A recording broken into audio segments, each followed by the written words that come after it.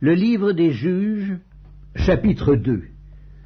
Un envoyé de l'Éternel monta de Gilgal à Bokim et dit, « Je vous ai fait monter hors d'Égypte et je vous ai amené dans le pays que j'ai juré à vos pères de vous donner. J'ai dit, jamais je ne romprai mon alliance avec vous, et vous ne traiterez point alliance avec les habitants de ce pays, vous renverserez leurs autels. Mais vous n'avez point obéi à ma voix. Pourquoi avez-vous fait cela ? J'ai dit alors, je ne les chasserai point devant vous, mais ils seront à vos côtés et leurs dieux vous seront un piège. » Lorsque l'envoyé de l'Éternel eut dit ces paroles à tous les enfants d'Israël, le peuple éleva la voix et pleura. Ils donnèrent à ce lieu le nom de Bokim, et ils offrirent des sacrifices à l'Éternel.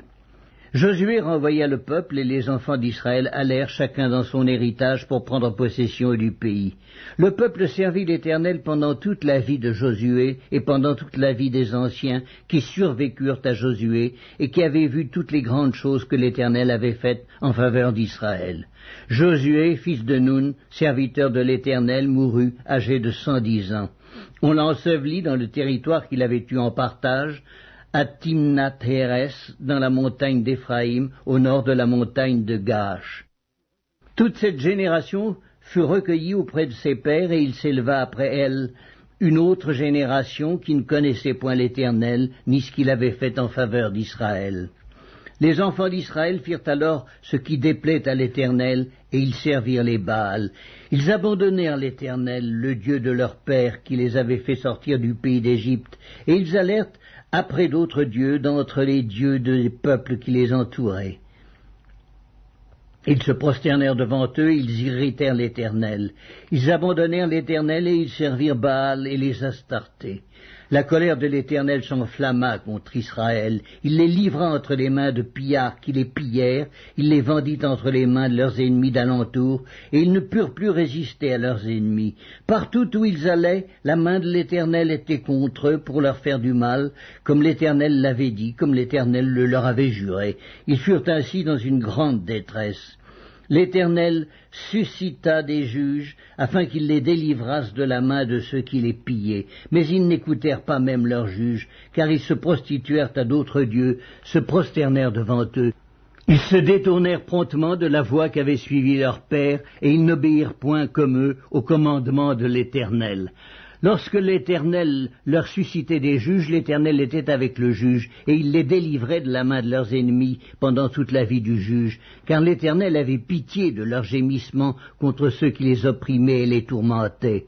Mais à la mort du juge, ils se corrompaient de nouveau plus que leur père, en allant après d'autres dieux pour les servir et se prosterner devant eux, et ils persévéraient dans la même conduite et le même endurcissement. Alors la colère de l'Éternel s'enflamma contre Israël, et il dit, « Puisque cette nation a transgressé mon alliance que j'avais prescrite à ses pères, et puisqu'ils n'ont point obéi à ma voix, je ne chasserai plus devant eux aucune des nations que Josué laissa quand il mourut.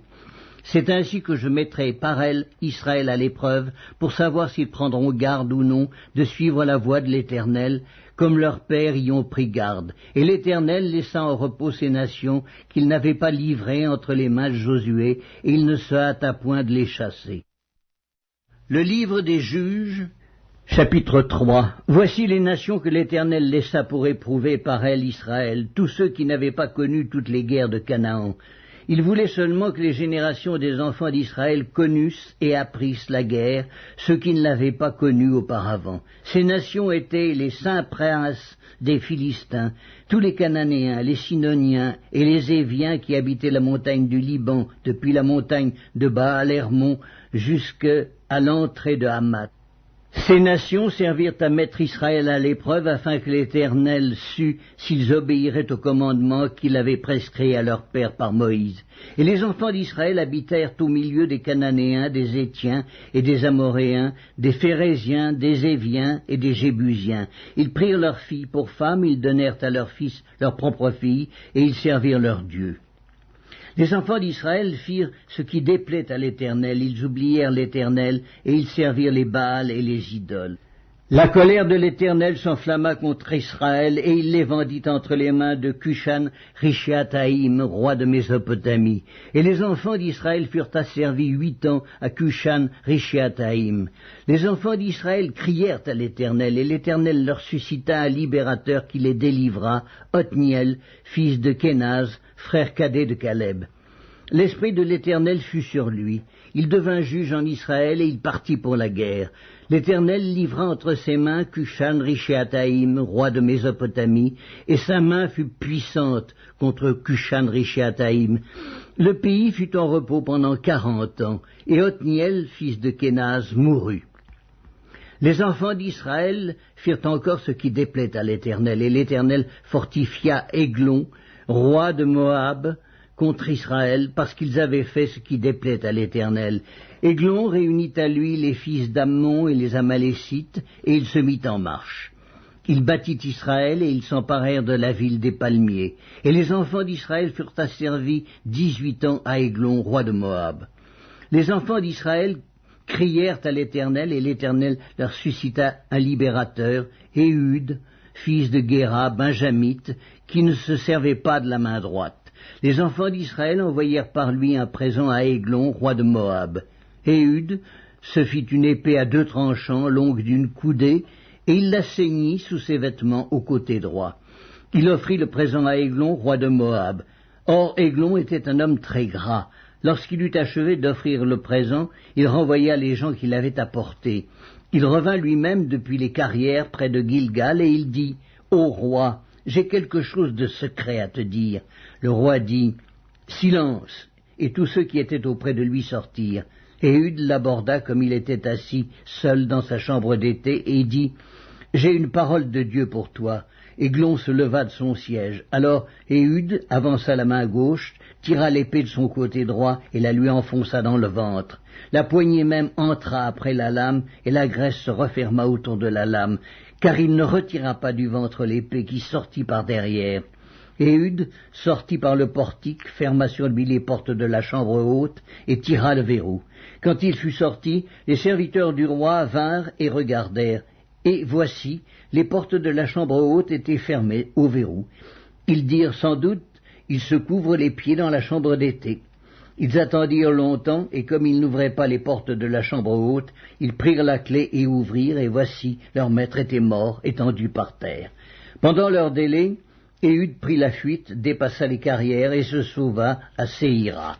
Dès qu'il fut arrivé, il sonna de la trompette dans la montagne d'Éphraïm. Les enfants d'Israël descendirent avec lui de la montagne, et il se mit à leur tête. Il leur dit, « Suivez-moi, car l'Éternel a livré entre vos mains les Moabites, vos ennemis. » Ils descendirent après lui, s'emparèrent des gués du Jourdain vis-à-vis de Moab, et ne laissèrent passer personne. Ils battirent dans ce temps-là environ 10 000 hommes de Moab, tous robustes, tous vaillants, et pas un n'échappa. En ce jour, Moab fut humilié sous la main d'Israël, et le pays fut en repos pendant 80 ans. Après lui, il y eut Shamgar, fils d'Anath. Il battit 600 hommes des Philistins avec un aiguillon à bœuf. Et lui aussi fut un libérateur d'Israël. Le livre des Juges, chapitre 4. Les enfants d'Israël firent encore ce qui déplaît à l'Éternel après qu'Éhud fut mort, et l'Éternel les vendit entre les mains de Jabin, roi de Canaan, qui régnait à Hatzor. Le chef de son armée était Sisera, et habitait à Haroshet Goïm. Les enfants d'Israël crièrent à l'Éternel, car Jabin avait 900 chars de fer, et il opprimait avec violence les enfants d'Israël depuis 20 ans. Dans ce temps-là, Déborah, prophétesse, femme de Lapidote, était juge en Israël. Elle siégeait sous le palmier de Déborah, entre Rama et Bethel, dans la montagne d'Éphraïm. Et les enfants d'Israël montaient vers elle pour être jugés.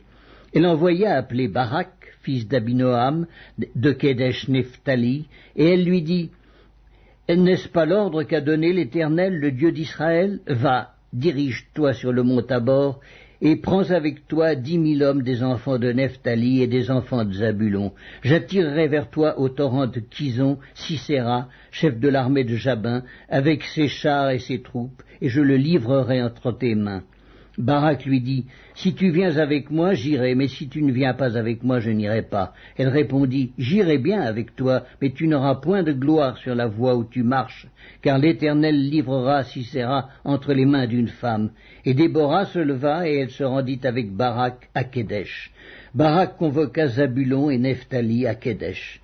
10 000 hommes marchèrent à sa suite et Déborah partit avec lui. Héber, le Kénien, s'était séparé des Kéniens, des fils de Hobab, beau-père de Moïse, et il avait dressé sa tente jusqu'aux chênes de Tsanaïm, près de Kédesh. On informa Sisera que Barak, fils d'Abinoam, s'était dirigé sur le mont Tabor, et depuis Haroshet-Goïm, Sisera rassembla vers le torrent de Kison tous ses chars, 900 chars de fer, et tout le peuple qui était avec lui. Alors Déborah dit à Barak, « Lève-toi, car voici le jour où l'Éternel livre Sisera entre tes mains. L'Éternel ne marche-t-il pas devant toi ?» Et Barak descendit du mont Tabor, ayant 10 000 hommes à sa suite. L'Éternel mit en déroute devant Barak, par le tranchant de l'épée, Sisera, tous ses chars et tout le camp. Sisera descendit de son char et s'enfuit à pied. Barak poursuivit les chars et l'armée jusqu'à Haroshet-Goïm, et toute l'armée de Sisera tomba sous le tranchant de l'épée, sans qu'il en restât un seul homme. Sisera se réfugia à pied dans la tente de Jaël, femme de Héber, le Kénien, car il y avait paix entre Jabin, roi de Hatsor, et la maison de Héber, le Kénien.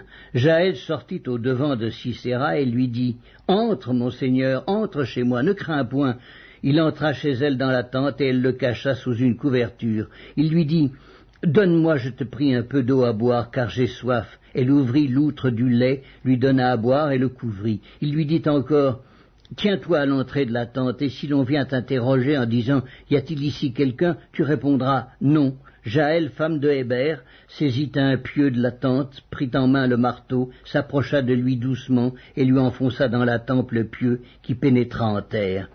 Il était profondément endormi et accablé de fatigue, et il mourut. Comme Barak poursuivait Sisera, Jaël sortit à sa rencontre et lui dit, « Viens, et je te montrerai l'homme que tu cherches. » Il entra chez elle, et voici, Sisera était étendu, mort, le pieu dans la tempe. En ce jour, Dieu humilia Jabin, roi de Canaan, devant les enfants d'Israël. Et la main des enfants d'Israël s'appesantit de plus en plus sur Jabin, roi de Canaan, jusqu'à ce qu'ils eussent exterminé Jabin, roi de Canaan.